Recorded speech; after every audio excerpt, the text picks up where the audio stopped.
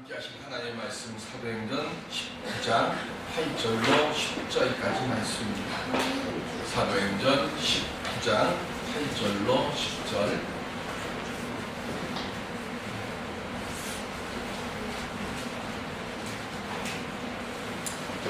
사도행전 19장 8절로 10절까지 말씀입니다. 바울이 회당에 들어가 석 달 동안 담대히 하나님 나라에 관하여 강론하며 권면하되 어떤 사람들은 마음이 들어 순종하지 않고 우리 앞에서 이 도를 비방하거늘 바울이 그들을 떠나 제자들을 따로 세우고 또한 노서원에서 날마다 강론하니라. 주일 동안 이같이 하니 아시아에 사는 자는 유대인이나 헬라인이나 다 주의 말씀을 듣더라. 아멘. 네, 우리 옆에 분들과 함께 인사하시기 바랍니다. 주 안에서 사랑하고 축복합니다.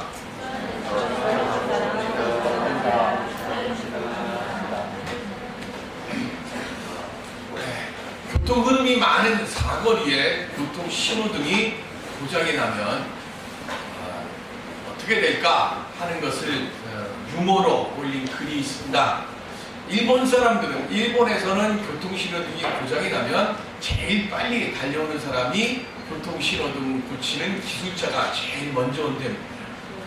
미국은 교통신호등이 고장이 나면 제일 먼저 교통경찰이 온다고 합니다. 우리 한국 사람들은 누가 제일 먼저 올까요?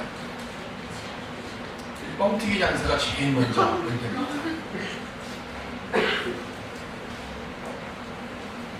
일본 사람들은 고장이 나면 빨리 기계를 고쳐서 교통 흐름을 정상복구시키려고 하는 것이 그들의 모습이고, 미국 사람들은 먼저 사고를 예방하고 교통의 흐름을 원활하게 하기 위해서 교통경찰이 제일 먼저 옵니다. 우리 한국 사람들은 신호등이 고장나면 대목 뿔 때다라고 하고 제일 먼저 뛰어온다는 거예요.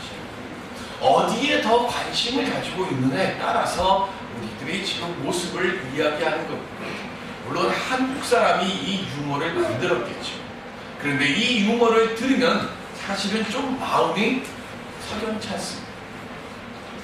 일본 사람은 기술자가 오고 미국 사람은 교통경찰이 오면 우리나라는 모범운전서가 가야죠.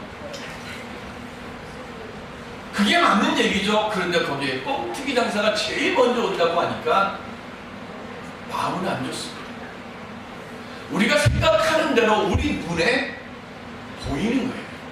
유머라고 하는 것도요, 이게 그냥 나오는 게 아니라 그 시대의 시대상이 반영돼서 유머가 나오는 걸 아닙니다. 그런데 만약 우리 인생에 이런 교통신호등이 고장이 나면 우리에게 제일 먼저 누가 오실까요? 하나님의 자녀고 그리스도의 제자된 오늘 우리들에게 누가 제일 먼저 오시기를 여러분들이 원하십니다. 예배를 드리러 오신 우리 모두에게는 그 누구보다도 나를 향해서 버선발로 지금 안타까워하는 마음으로 달려오시는 우리 주님의 모습을 보기를 가장 소망할 수 있는 우리 모두가 되시기를 바랍니다. 오늘 나를 위해 그 사랑의 마음으로 달려오시는 주님을 향해서 오늘 우리들이 인생의 갈 바를 몰라서 머뭇거리고 헤맬 때 그 달려오시는 주님 손 붙잡고 이끄시는 주님 발에 이끌려서 우리의 안개와 같은 인생 방황의 자리를 떠날 수 있는 하나님의 복된 축복받는 거룩한 자녀로 이 한 해를 살아갈 수 있는 우리 모두가 되시기를 주님의 이름으로 축원드립니다. 그러면 우리가 어떻게 하면 이 방황의 자리에서 벗어날 수 있을까요? 저는 오늘 사도행전의 말씀을 통해서 그 은혜를 함께 나누어 보고자 합니다. 사도 바울이 2차 전도 여행 때 에베소를 잠깐 방문했습니다. 그리고 그곳에서 회당에 머물러서 유대인들에게 하나님의 말씀을 가지고 함께 변론을 했습니다. 여기서 이야기하는 변론이라고 하는 것은 서로 막 이렇게 비판하고 아니다 이 얘기가 아니라 서로 자기가 알고 있는 하나님의 은혜에 대해서 그들과 함께 은혜를 나눈 거예요. 그런데 그 은혜를 나누는 그 말씀을 듣고 여러 사람들이 감명을 받았습니다. 그래서 사도 바울에게 기왕 이렇게 된 것 우리와 좀 더 오래 머물러 계시면서 우리와 함께 하나님의 은혜를 좀 나누었으면 좋겠습니다 라고 부탁을 드려요. 그랬을 때 바울이 이렇게 말씀합니다. 사도행전 18장 21절에 시작. 작별하여 이르되 만일 하나님의 뜻이면 너희에게 돌아오리라 하고 배를 타고 에베소를 떠나. 아멘. 이제 바울이 돌아갈 때가 됐어요. 그래서 더 머무르고는 싶지만 더 머무를 수가 없어서 지금 2차 전도 여행을 마치고 다시 돌아갔습니다. 그리고 난 뒤에 19장에 다시 3차 전도 여행을 하는데 아볼로가 고린도에 머물러 있는 동안에 이 에베소를 지금 바울이 다시 찾아옵니다. 그리고 3차 전도 여행을 시작합니다. 3차 전도 여행을 해가면서 지금 이곳에서 가장 오랜 시간을 머무르게 됩니다. 그 전에 고린도 교회에 1년 6개월을 머물렀습니다. 고린도 교회에 이렇게 오래도록 머물렀던 이유는 한 가지입니다. 고린도 교회가 너무 많은 문제가 있었습니다. 너무 많은 문제가 있다 보니까 그 문제를 해결하려고 하다 보니까 마음은 빨리 딴 데로 옮겨서 또 교회를 만들어야 되는데 갈 수가 없는 거예요. 이거 하나 막았다 싶으면 저기서 또 문제가 또 하나 툭 터지고 또 이거 했다 하면 또 터지고 그러다 보니까 그 문제를 수습하는 데만 시간이 막 간 거예요. 그리고 거기를 떠나서 그리고도 계속 문제가 오니까 고린도 전서를 쓰고 그래도 안 되니까 눈물의 편지를 쓰고 그것도 안 되니까 다시 2장 이후에 고린도 후서를 다시 다 써가지고 3번이나 편지를 보냅니다. 그만큼 사도 바울의 속을 썩이고 머리를 지끈지끈 아프게 했던 것이 고린도 교회였어요. 그런데 에베소는 달랐습니다. 고린도 교회에서는 1년 6개월을 머물렀지만 에베소에서는 3년을 머무르십니다. 3년을 머무는데 이 머무는 이유가 아주 달랐습니다. 왜냐하면 이곳을 지금 사도 바울은 지금까지 해왔던 선교 전략을 완전히 수정합니다. 그리고 이곳에서 거점 도시로 선교의 중심 도시로 에베소를 만듭니다. 이곳에 도착해서 19장에 제일 먼저 하신 것이 뭐냐면 그곳에서 요한의 세례를 받은 사람들을 만납니다. 그들에게 묻습니다. 너희가 누구의 이름으로 누구의 세례를 받았느냐? 그랬더니 그들이 하는 말이 우리는 요한의 세례를 받았습니다 라고 말합니다. 그래서 그들에게 예수 그리스도의 이름으로 세례를 주고 성령의 역사가 그들에게 임했어요. 그들이 숫자가 성경에 보면 대략 12명이더라 그랬습니다. 그 12명에게 지금 세례를 주고 난 뒤에 그 후에 회당에서 석 달 동안 하나님 나라에 대하여 강론을 합니다.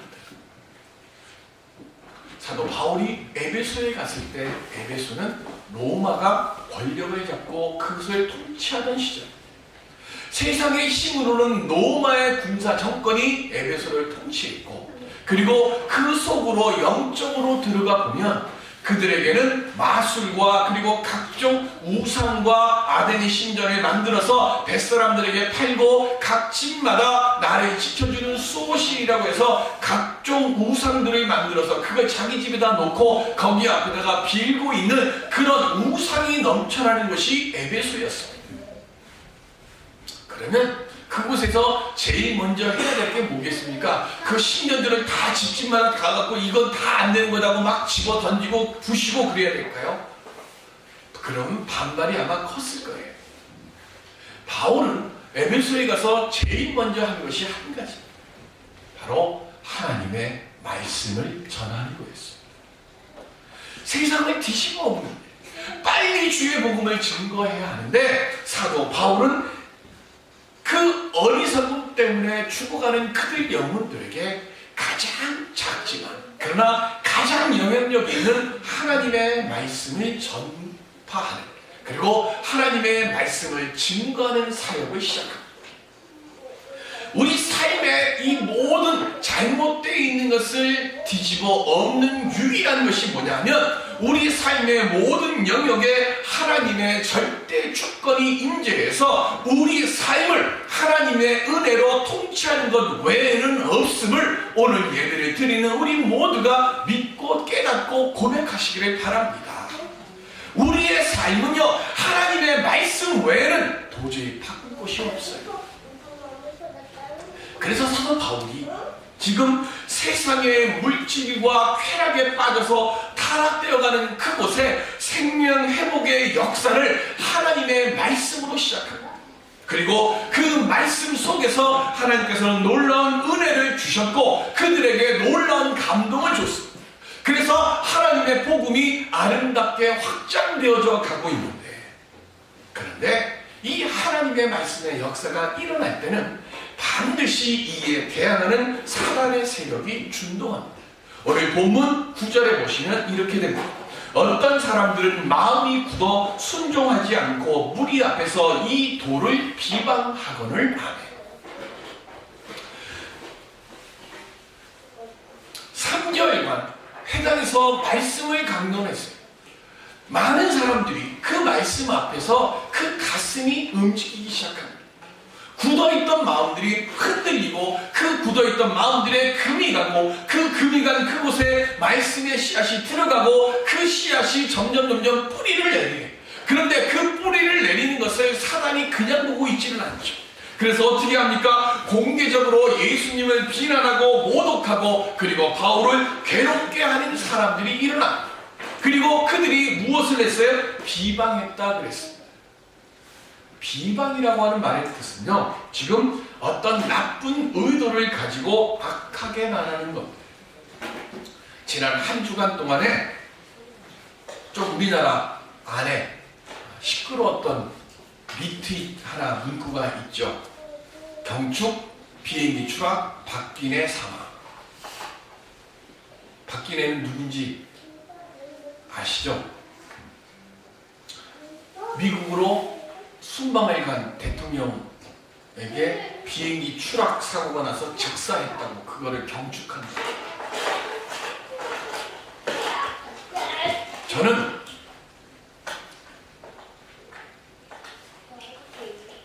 살다 보면 나하고 생각이 안 맞고 나하고 뜻이 안 맞는 사람들이 있어요. 그래서 그것에 대해서 우리가 뭘 합니까? 설전은 벌일 수 있습니다. 나는 이렇게 생각합니다. 왜 이렇게 하십니까? 이야기를 할 수는 있습니다. 그런데 지금 이거는 아니죠.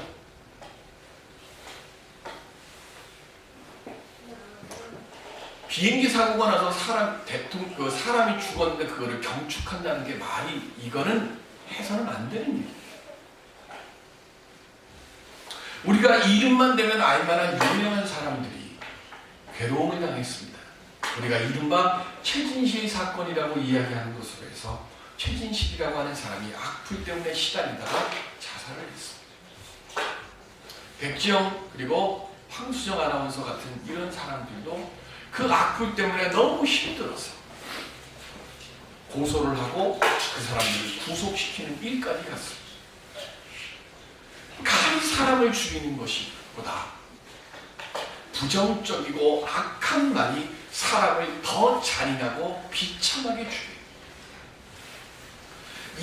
오늘 우리들의 삶 속에서요, 우리 큰 아픔을 품고 악한 의도를 가지고 악한 말을 만들고 그 악한 말이 그거를 즐기잖아요.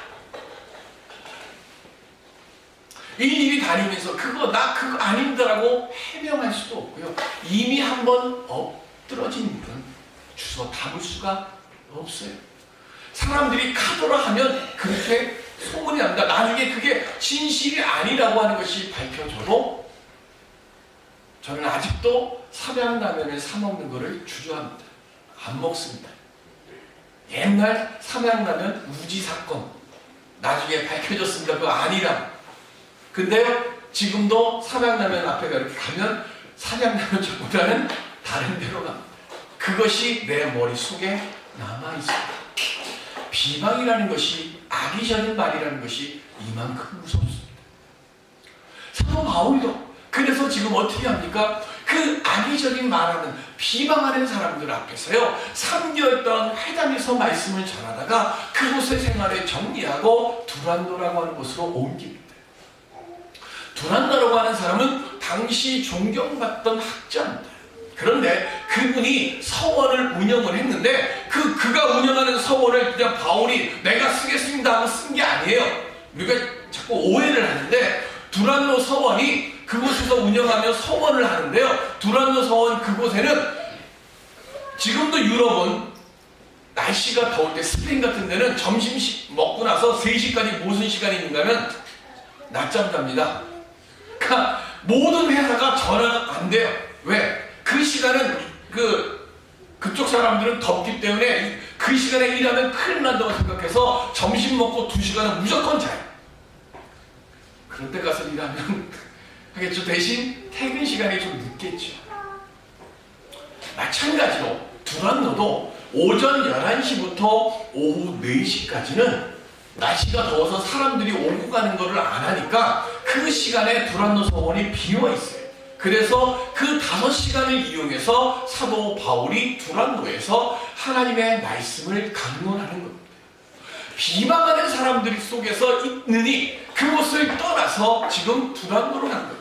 요즘식으로 이야기하면 비방이 넘치는 교회가 있으면 그 교회를 떠나서 또 다른 곳으로 지금 개척해서 새롭게 그곳에서 새로운 교회를 시작한 겁니다. 에베소 회당이라고 하는 유대인들이 모여있는 그곳에서 그 비방하는 사람들을 일일이 상대하며 그 말 통해서 마음에 아픔 당하는 사람들이 찾아가서 위로하고 하는 그 시간보다 새롭게 지금 뭐합니까? 하나님의 말씀을 사모하는 새로운 신령들을 모아서 그들에게 하나님 나라의 말씀을 강론하고 그들을 변화시켜서 하나님의 말씀의 새 역사를 만드는 것이 훨씬 더 낫기 때문에 사도 바울이 지금 두란노로 옮긴 것이 그 이유입니다. 여기서 뭐가 시작됐어요?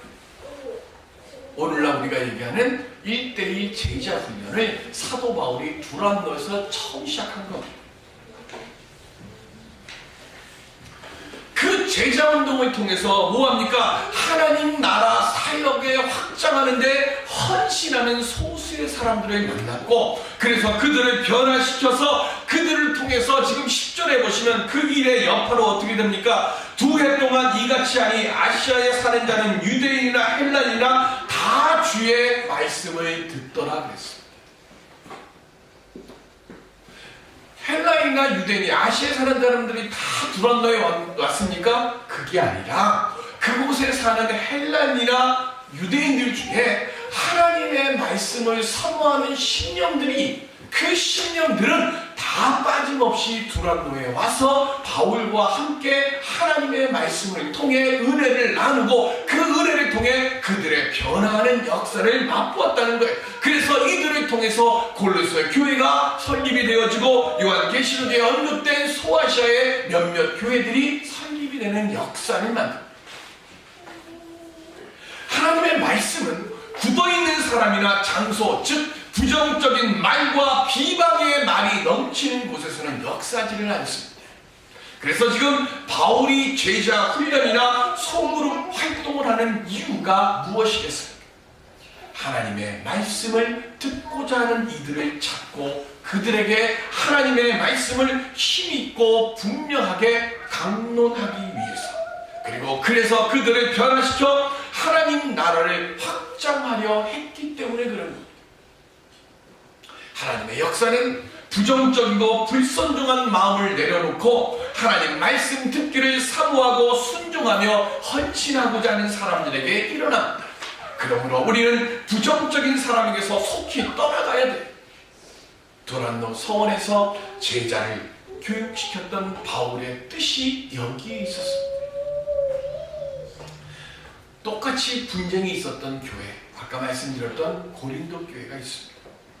그들에게 떠나서 사도 바울이 제일 먼저 고린도 전서를 쓰면서 그 앞에 이렇게 말씀을 기록합니다. 함께 보실까요? 고린도 전서 1장 10절입니다. 시작. 형제들아, 내가 우리 주 예수 그리스도의 이름으로 너희를 권하노니 모두가 같은 말을 하고 너희 가운데 분쟁이 없이 같은 같은 마음과 같은 뜻으로 온전히 합하라.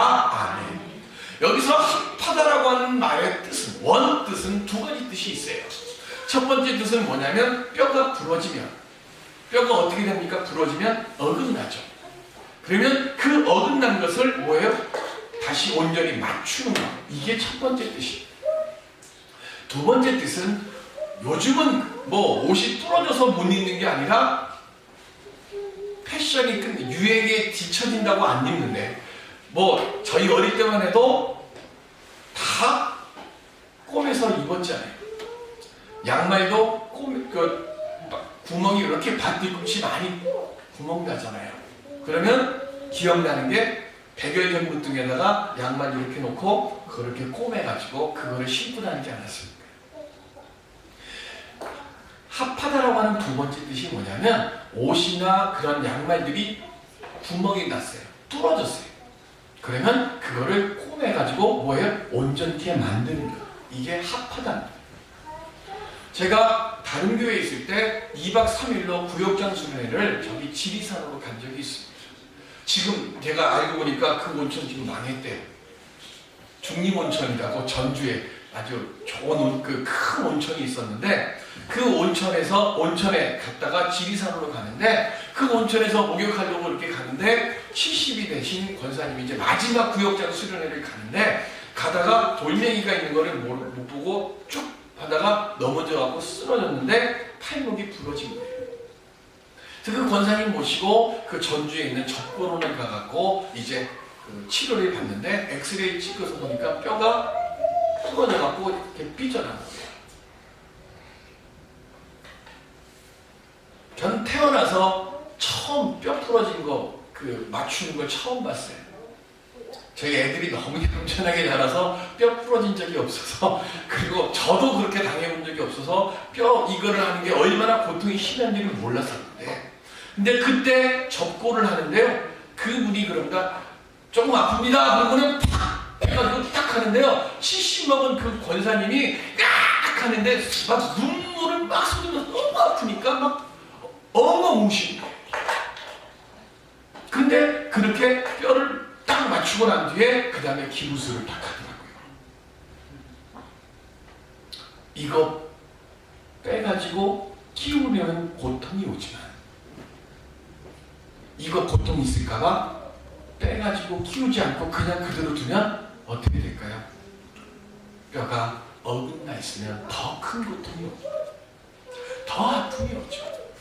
지금 사도 바울이 선생님께서 문제덩어리 있는 고린도 교회에다가 편지를 제일 앞에 쓰실 때 뭐 했어요? 어긋난 것이 있어요. 하나님의 말씀 앞에서 어긋나 있습니다. 그러니까 뭐합니까? 같은 마음, 같은 뜻을 갖도록 뭐합니까? 어긋난 것을 고통이 따르더라도 빼가지고 다시 온전히 맞추라는 거예요. 그 고통은 잠시지만, 그러나 그렇게 합해서 어긋난 것을 빼가지고 온전히 맞추었을 때 그 다음에 어떻게 됩니까? 뼈가 더 튼튼해지죠.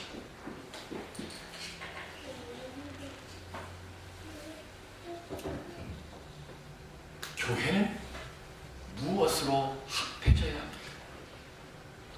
교회는 말씀을 중심으로 합해져야 합니다. 3월 9일이 사순절입니다. 그래서 제가 3월 3일부터 2일이 주일이니까 3월 3일이 월요일입니다. 제가 기도하면서 사순절, 부활절을 무엇으로 준비할까 생각하다가 3월 3일 오전 9시부터 오후, 제가 처음에는 7시까지 하려는데 7시까지 하면 퇴근해서 오는 분들이 같이 하는 시간이 얼마 없을 것 같아요. 그래서 좀 시간을 제가 끝나고 집에 가서 밥 먹는다 생각하고, 지금은 8시까지 생각하는데 만약에 좀 더 많이 오시면 한 9시까지. 그래서 제가 교회에 와서 본당에서 월요일날 아침 9시부터 성경을 읽을 겁니다. 그래서 금요일날 성경을 요한계시록 다 읽을 때까지, 그러니까 아까 제가 어떤 집사님께 그 말씀을 했더니 잘못하면 금요일날 토요일날 새벽까지 가겠네요. 그 말씀을 하는데, 좌우지간에 3월 3일부터 3월 8일까지, 그러니까 7일까지 성경을 일독하려고 합니다. 제가 성경을 그냥 창세기 1장서부터 3월 3일 아침 9시에 교회 와서 읽고 있을 거니까 오시는 분들은 제가 읽고 있는데 같이 따라서 그냥 계속 같이 읽으시면 돼요. 수요 예배, 금요 기도에 다 성경 있는 시간으로 다 하고요. 무조건 수요일, 목요일까지는 9시까지 성경 읽을 겁니다. 점심시간 12시부터 1시까지만 빼고 나머지 모든 시간은 성경 읽어서 목사가 성경 일독하는 동안에 여러분들은 3분의 1독을 하시든 몇 독을 하시든 좋습니다. 우리 함께 성경 말씀을 통해서 말씀의 은혜를 받고 그리고 그 말씀의 은혜를 통해서 사순절을 시작할 수 있기를 바랍니다. 많이 오셔요. 많이 오시고 그리고 그것을 통해서 하나님의 말씀의 씨가 내 속에서 새롭게 움틀 수 있는 그런 은혜를 만들 수 있는 우리 모두가 될 수 있기를 바랍니다. 그 하나님의 말씀을 내가 그렇게 읽게 되면 하나님께서 우리에게 무엇을 주시는가 하면 오늘 제목처럼 듣고자 하는 마음을 우리에게 주십니다. 내가 듣고자 하는 마음이 오게 되면 하나님께서요 어떤 역사를 주시는가 하면 그 제자 교육을 받은 사람들에게 하나님이 권능을 주셔서 라오디게와 골로새, 히에라볼리의 교회를 설립하는 역사를 그 권능을 그들에게 허락하십니다. 내가 지금 연약한 것이 중요한 것이 아닙니다. 하나님의 말씀을 내가 듣고자 하면 하나님은 연약한 우리들을 통해서 세상이 깜짝 놀랄 만한 놀라운 일들을 우리를 통해 이루어 주세요. 우리가 하나님의 말씀을 읽고 듣고자 하면 하나님이 우리에게 어떤 은혜를 주십니까? 에스겔서 36장 26절에 이렇게 말씀합니다. 시작. 또 새 영을 너희 속에 두고 새 마음을 너희에게 주되 너희 육신에서 굳은 마음을 제거하고 부드러운 마음을 줄 것이라. 아멘. 마음이 굳어서 하나님의 말씀, 하나님의 역사를 비방했던 사람들에게 듣고자 하는 역사를 주시면 그들의 마음이 어떻게 됩니까? 하나님께서 흔들어 놓으셔서 그것을 깨부시게 하시고 그것에 하나님의 거룩한 은혜의 말씀이 30배, 60배, 100배의 결실을 만드는 옥토로 변하게 하는 은혜를 주세요. 그러니까 무엇보다도 먼저 듣고자 하는 마음을 가질 수 있는 오늘 그 사모하는 심령들이 될 수 있는 우리 모두가 되시기를 주의 이름으로 기원드립니다. 정신없이 분주하고 숨가쁘게 움직이는 삶 속에 있다 보면 교회의 일이나 선교의 일이나 내게 맡겨지는 직분의 일, 에이 그건 나중에 해도 되지 하고 치워버리려고 합니다. 가정의 문제, 내 사업의 문제, 건강의 문제, 자녀의 문제가 일어나게 될 때 그때 우리는 생각하기를 뭐합니까? 아 이거 어떻게 해결할까? 세상적인 방법으로만 그걸 해결하려고 해요. 근데 분명한 것은 교회에 와서 내가 하나님을 만나게 되면 그 세상의 모든 문제는 하나님께서 다 해결해 주시는 줄로 믿습니다. 왜요? 성경을 보실까요? 에베소서 1장 23절 시작. 교회는 그의 몸이니 만물 안에서 만물을 충만하시게 하시는 이의 충만함이니라. 아멘. 만물을 충만케 하시는 하나님의 영이 어디에서 역사하세요? 어디에서 역사하신대요? 교회에서 역사하십니다.